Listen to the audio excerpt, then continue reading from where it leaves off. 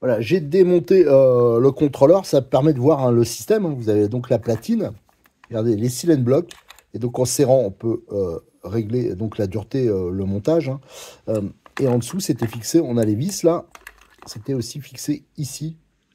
Voilà, il y avait des fixations sur le boîtier, un peu comme sur le, le contrôleur Max 6, hein, vous les avez ici, les fixations. Donc on peut mettre double face plus les vis tout en restant souple.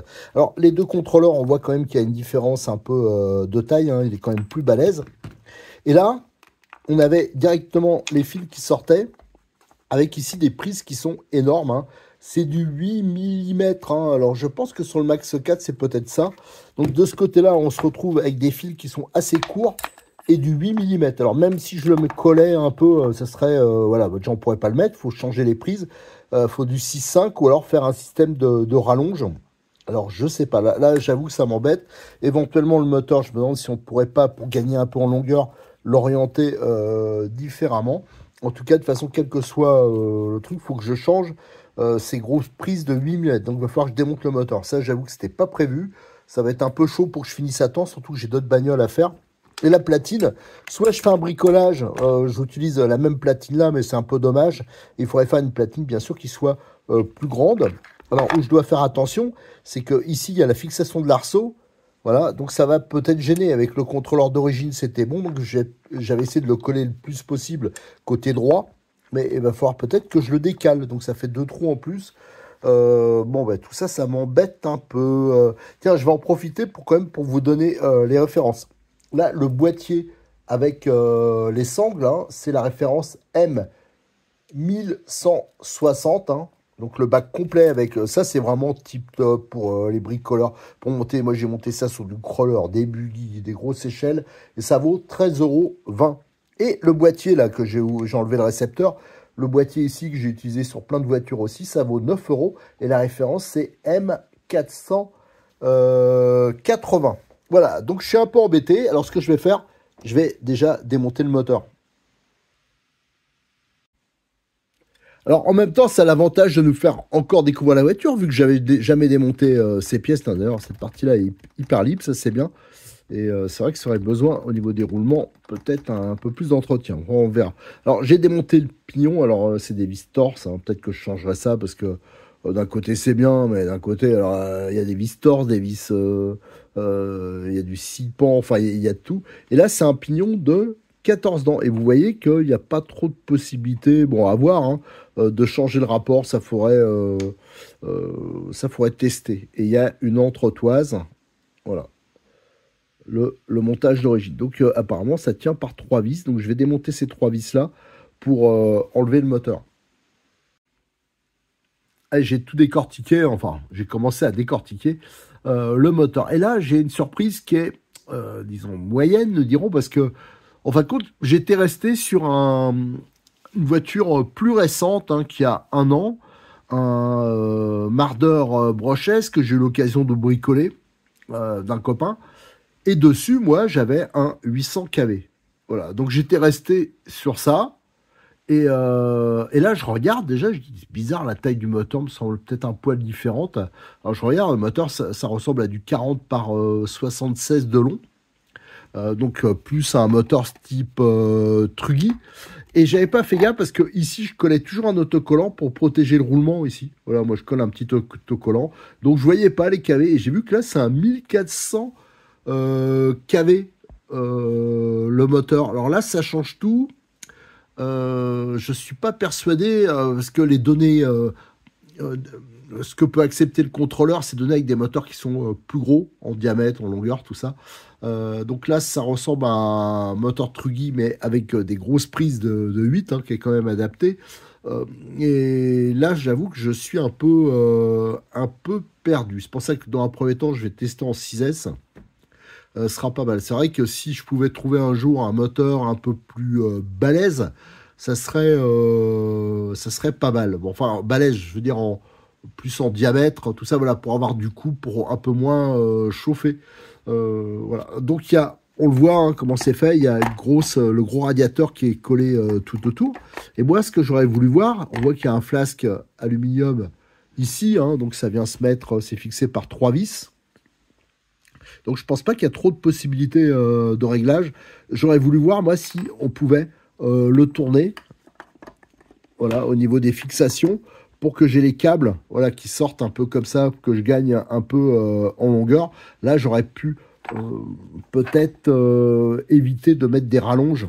Donc, je vais démonter ce flasque-là. Hein. Je rappelle, hein, au fur et à mesure, je fais les photos. Je vous le mettrai sur le forum. Bon, j'ai retiré le flasque hein, qui est assez, regardez, c'est un disque hein, qui est assez épais. Comme il n'y a que deux fixations 4 mm, il n'y a pas possibilité d'orienter le moteur. Hein. Ça, c'était pour mettre les câbles plus favorablement. Alors, je vais en profiter pour nettoyer. Là, j'ai resserré, j'ai vu que les vis, c'était un peu desserré.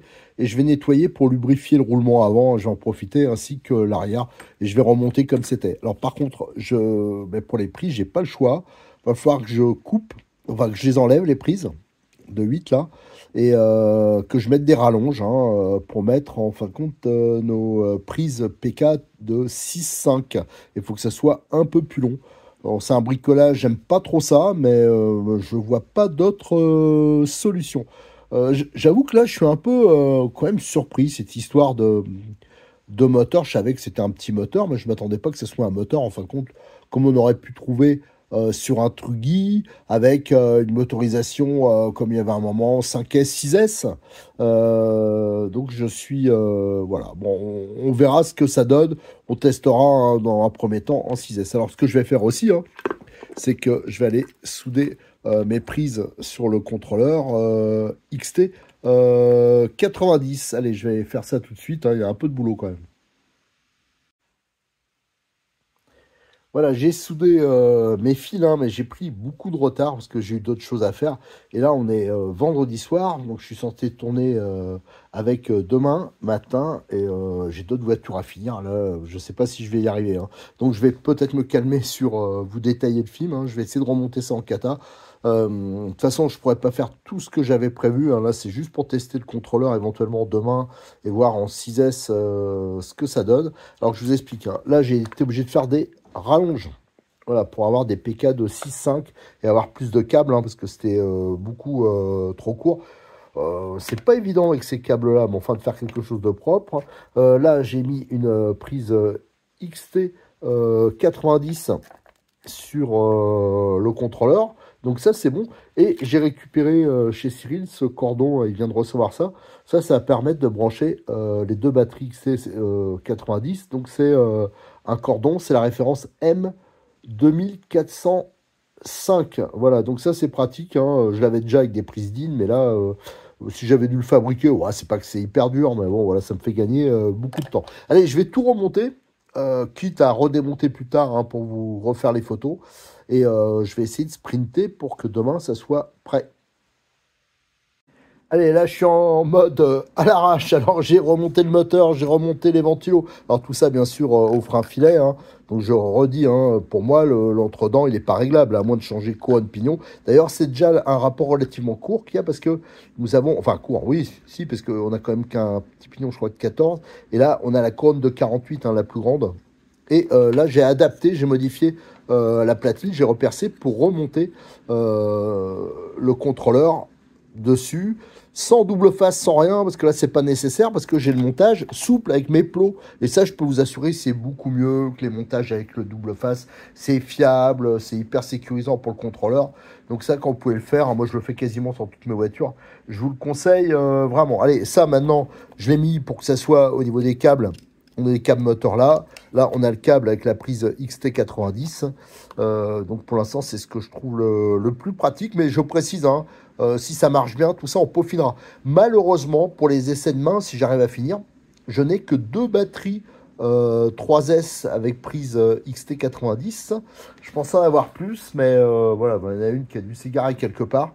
Donc l'essai il sera quand même relativement court, à moins que je puisse recharger sur place. On verra. De toute façon, j'ai tellement de voitures à faire rouler, enfin de tests à faire, que j'aurai peut-être pas le temps ouais, de tout faire rouler. Donc un pack, ce sera déjà bien. Allez, je vous refais un petit point intermédiaire. Alors donc là, le contrôleur il est monté sur sa platine et vous voyez, c'est bien souple. Donc ça, c'est nickel. Les câbles, voilà, là, ce sera bon hein, pour brancher les batteries. Ici, on va brancher. Alors, il y aura sûrement peut-être à inverser. Hein, je rappelle, pour inverser le sens de rotation, n'importe quel fil, vous l'inversez, c'est bon, du moteur. Donc ça, pourra le contrôler. Et ici, on va réutiliser déjà cette fixation que j'avais trouvée chez Cyril, hein, avec les colliers, pour que les fils ne se traballent pas partout. Et pour l'instant, on laissera les deux batteries dans ce bac-là, parce que j'ai pas le temps de faire autrement. Et en fin de compte, elles seront reliées ensemble. Hein. Je vais mettre du scotch pour l'instant. Et donc parce que j'utilise deux batteries 3S qui sont aussi utilisées sur d'autres voitures. Alors pour l'instant, je ne veux pas faire une batterie 6S. De toute façon, je ne ferai pas une batterie spécifique pour ça. Il faut que les batteries elles puissent servir pour plusieurs voitures. Allez, je vais faire donc les câblages. On va juste brancher avec le récepteur. Je voulais changer la radio, mais j'aurai pas le temps. Pour contrôler si au niveau sens de rotation sont bons. On fera en même temps, on branchera le boîtier testeur hein, de programmation. On verra si ça marche avec ce contrôleur. Normalement, il n'y a pas de problème. Alors moi, je suis pas sûr que j'ai un OBI. On branchera le Connect. On verra ce que ça donne. Et après, ce sera bon. Je pourrai remonter le reste. Alors, j'ai calibré mon contrôleur. Hein, ça, c'est bien expliqué sur la notice. Hein, ça, c'est important. Et j'ai aussi remis, hein, j'ai donc inversé deux fils hein, parce que le sens de rotation était bon, pas bon. J'ai donc tout testé, j'ai attaché mes câbles ici et j'ai branché mon boîtier Connect. Alors le boîtier Connect, c'est pas celui qui est adapté, hein, mais c'est d'origine OBI. Et je me suis toujours aperçu sur pas mal de trucs, hein, qu'il était presque universel. Hein. On arrive toujours à se débrouiller avec ça. En plus, c'est le moins cher. Donc je l'ai branché et j'ai regardé sur la notice, vous avez ici un tableau et en fin de compte, on voit que tout correspond. Alors par exemple, vous avez la première valeur, hein. Ça c'est soit on le veut avec marche avant, marche arrière, ou alors marche avant, enfin plutôt non, la valeur 1 c'est marche avant, frein, et la valeur 2, où on est réglé là, c'est marche avant, marche arrière et frein. Je rappelle, c'est parce qu'en compétition, par exemple, pendant la 8e, et je crois qu'il y aura un 10e, c'est pareil, la marche arrière est interdite. C'est pour ça qu'il y a éventuellement ce réglage. Le deuxième, c'est si on branche en 2S, 3S, 4S, 6S ou 8S. Mais la valeur 1, c'est au calcul automatique, hein, donc il n'y aura pas de souci là-dessus. Parce que demain, je risque de rouler, de faire des tests en 4S, en 6S, 8S, j'hésite un peu, on verra.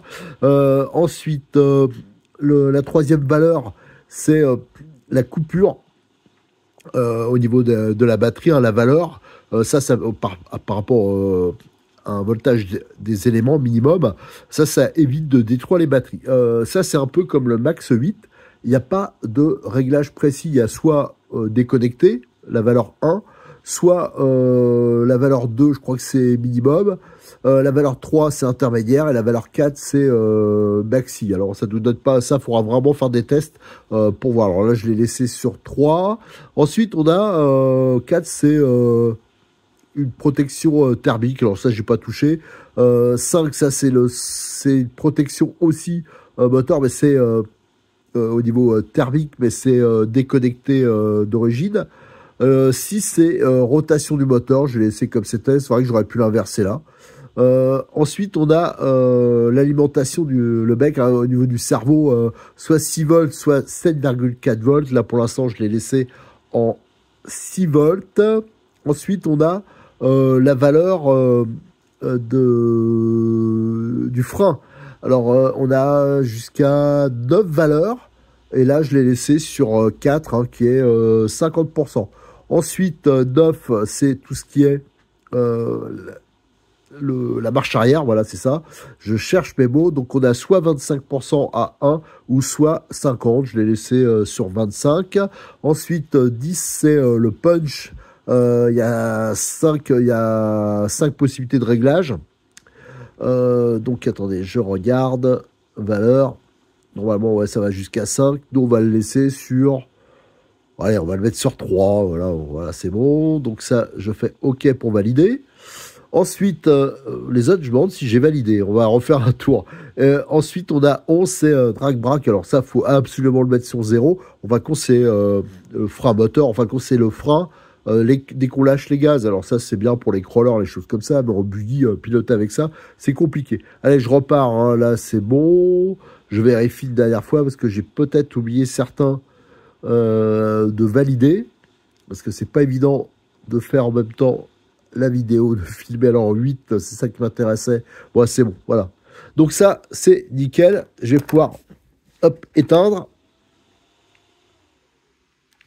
Et là, on va pouvoir, je vais pouvoir remonter tout et me dépêcher parce que là, il est déjà 20 h. Madame m'appelle pour manger, donc ça va être, c'est un peu à l'arrache. Allez, on se retrouvera. Je pense qu'on se retrouvera sur la piste quand la voiture elle sera terminée. Allez, hier on s'est quitté, hein, j'étais en train de bricoler la voiture, hein. J'ai fini dans la nuit, donc j'ai pas eu le temps de vous faire la suite de la vidéo, hein. Donc j'en profite que je suis aspirant, juste avant justement de vous faire les vidéos au roulage, hein, pour vous montrer le montage définitif. Donc là, je suis avec une batterie 4S, hein, parce qu'on va faire un essai en 4S, après je vais comparer en 6S, enfin voilà, on va essayer de faire pas mal de trucs tout à l'heure. La voiture, par contre, tout ce qui était mécanique, j'ai pas eu le temps de le bricoler, donc ça sera peut-être pas optimum. Voilà, c'était pour vous montrer ça. On va arrêter la vidéo là avant que j'attaque la prochaine qui sera entièrement destinée au test. Allez, je vous remercie. À très bientôt sur notre chaîne YouTube. N'oubliez pas de liker les vidéos, de vous abonner, de venir nous rejoindre sur le forum de rcmac.com. Et je remercie encore Cyril de Modis34 pour son aide.